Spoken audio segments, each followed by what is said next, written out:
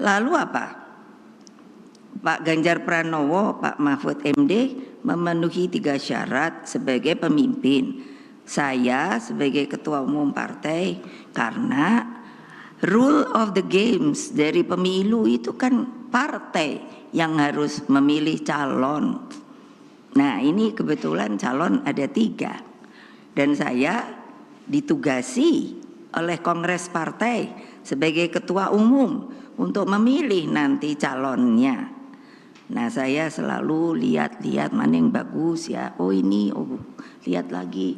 Sampai saya kontemplasi, sampai saya bicara sama bapak saya. Terus saya tanya, lihat. Nah, akhirnya tentu harus ada keputusan. Jadi bukannya asal, oh kamu jadi pemimpin. Bagaimana nanti akan menaungi rakyat? Kalau saya bilang pemimpin itu adalah payung yang mengayomi seluruh rakyat Indonesia tanpa kecuali. Tolong diingat, di dalam Undang-Undang Dasar kita disebutkan bahwa setiap warga negara mempunyai hak yang sama di mata hukum. Ingat, tuh wartawan, ingat. Nah apa? Jadi dengan saya pilih Pak Ganjar Pranowo dan Pak Mahfud MD memenuhi 3 syarat sebagai pemimpin tersebut. Pertama, mereka saya lihat energik. Energi dan stamina sangat diperlukan memimpin sebuah negara kepulauan terbesar di dunia. Waktu PDI, karena saya ditekan, ketika saya ingin membuat struktur itu menjadi tidak mengambang, karena hanya pada waktu itu hanya tingkat DPC itu hanya kabupaten, padahal di bawahnya ini seperti dibiarkan untuk namanya rakyat itu mengambang. Saya tanya kepada Mendagri, boleh apa tidak? Dilarang apa tidak? Tidak. Saya keliling Republik Indonesia ini bukannya hanya di kota-kota lalu diterima dengan gemerlap dan lain sebagainya. Saya bertemu akar rumput, saya duduk di bawah dengan mereka. Saya dengarkan cerita dan kesedihannya. Saya tahu sehingga adatnya. Orang Jawa, saya ngomong Jawa, orang Sumatera kebetulan dari keluarga ibu saya itu bahasa Sumatera. Jadi kalau tidak bisa keliling republik yang begini besar, lautan kita itu lebih besar dari kepulauannya. Banyak orang sepertinya masih berpikir kita ini benua. No. The biggest archipelago in the world. Mestinya bangga. Satu-satunya. Tolong, terutama kadang yang saya lihat dari TNI, Polri dan lain sebagainya, masih sepertinya diajari bahwa kita ini untuk pertahanan keamanan itu sepertinya memakai sistem benua. Lalu saya pikir ini bagaimana ya membenarkannya. Boleh dong kalau nanti ada yang, oh ibu kok ngomong begitu.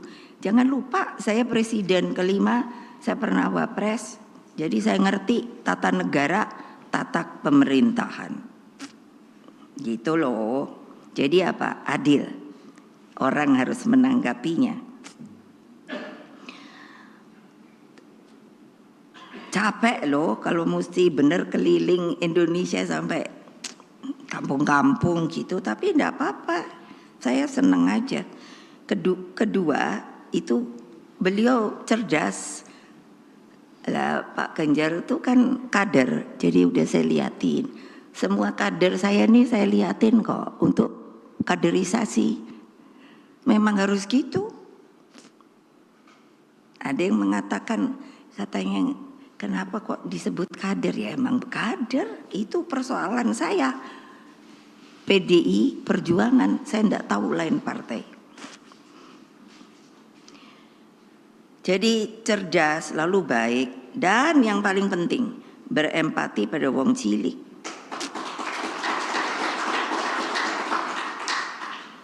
Ketiga, 21 program kerakyatannya menjadi jalan Indonesia yang lebih hebat, unggul, berdiri di atas kaki sendiri dan bermartabat. Bung Karno mengajarkan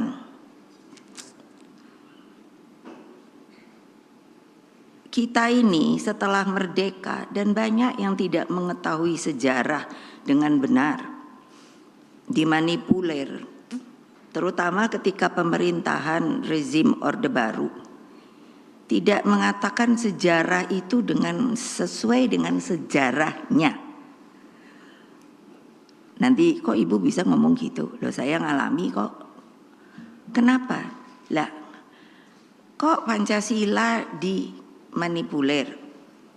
Terus, bagaimana untuk mengetahui kamu tuh siapa? Itu pun tidak diberikan. Jadi banyak yang terombang-ambing masa kini.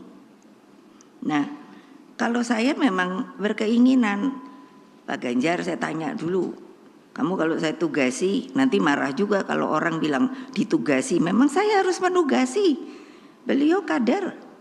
Lalu Pak Mahfud saya tanya juga, kalau nanti saya jadikan presiden dan calon presiden harus menjalankan ya yang namanya rencana untuk bagaimana memimpin bangsa dan negara ini. Sehingga apa yang dicita-citakan oleh para pendidik bangsa, rakyat kita, tolonglah pergilah ke TMP. Saya bawa Mbak Puan, Mas Nanan dari sejak masih TK. Kalau pergi ke Taman Pahlawan, saya sengaja membawa bunga yang berlebih.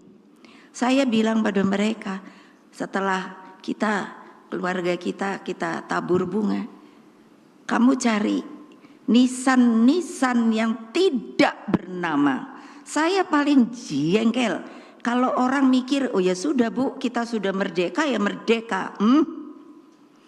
Lupa bahwa negara ini dibuat dengan susah payah, bahwa kita ditekan 3,5 abad oleh para penjajah.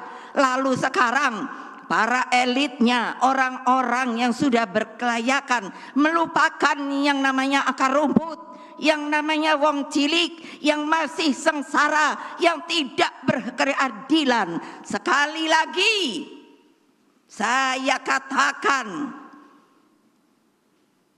kita setiap warga negara Republik Indonesia, siapakah dia? Akar rumput, rakyat, mempunyai hak yang sama di mata hukum. Sekarang hukum itu dipermainkan, bahwa kekuasaan itu dapat dijalankan semau-maunya saja. No, no and no. Saya selalu bilang kalau ngomong tuh sekarang 3 kali. Kenapa? Karena nomor kita 3.